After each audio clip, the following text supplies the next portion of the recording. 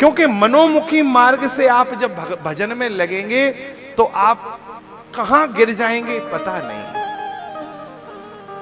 आपका पतन कब हो जाए पता नहीं, तनिक से साधन से अभिमान आ जाएगा।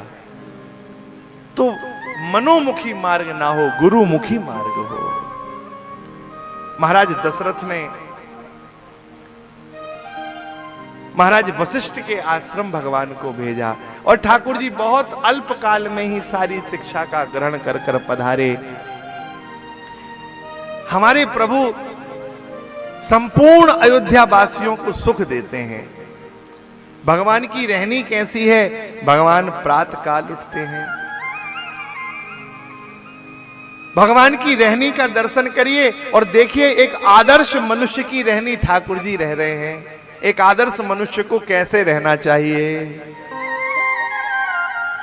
अनुज सखा संग भोजन करही, अनुज सखा संग भोजन करही, मातु पिता आज्ञा अनुसरही, मातु पिता आज्ञा अनुसरही, जहि विधि सुखी होहि पुरि लोगा, जहि विधि सुखी होहि पुरि लोगा, करहि कृपा निधि सोई संजोगा, करहि कृपा निधि सोई संजोगा, वेद पुराण सुनहि मन लाही, वेद पुराण सुनहि मन लाही, आप कहि अनुजन समुझाई, आप कहि अनुजन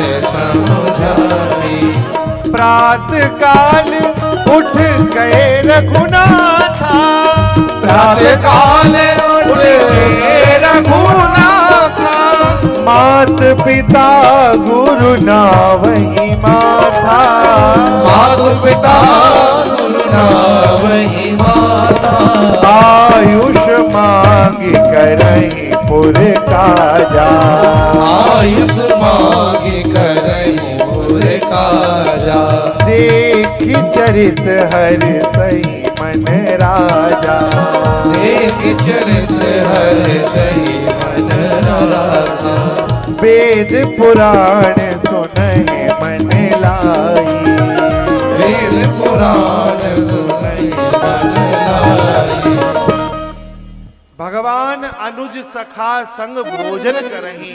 भगवान अकेले प्रसाद नहीं पाते। ये चरित्र है, ये भारतीय संस्कृति है। कभी अकेले प्रसाद मत पाओ। हमारे यहां तो पंच महायज्ञों में जो नित्य के 5 यज्ञ करने बताए उसमें एक यज्ञ है, पहले अतिथि को भोजन कराओ उसके बाद ही प्रसाद पाओ। ये नित्य का नियम है महाराज हमारे यहां तो।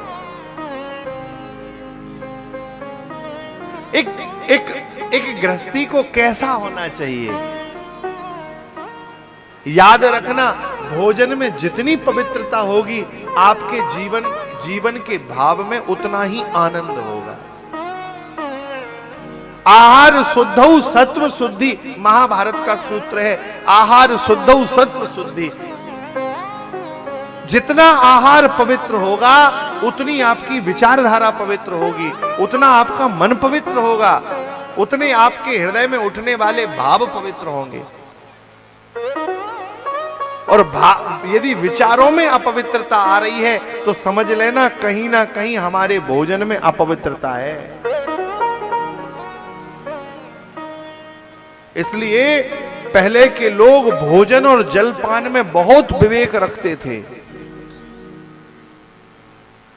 भगवान अपने सखाओं के, अपने भाइयों के साथ भोजन करते हैं। भोजन करें साथ में ठाकुर जी। ठाकुर जी कोई काम अकेले नहीं करते। जो गुरुदेव ने कथाएं पढ़ाई हैं उन कथाओं को ठाकुर जी अपने भाइयों को सुनाते हैं। अनुज उन कथाओं को सुनते हैं। खेलने भगवान सबके साथ जाते हैं, श्रमित होकर सोते हैं, लेकिन बहुत मर्यादा पूर्वक ब्रह्म मुहूर्त में उठ जाते हैं।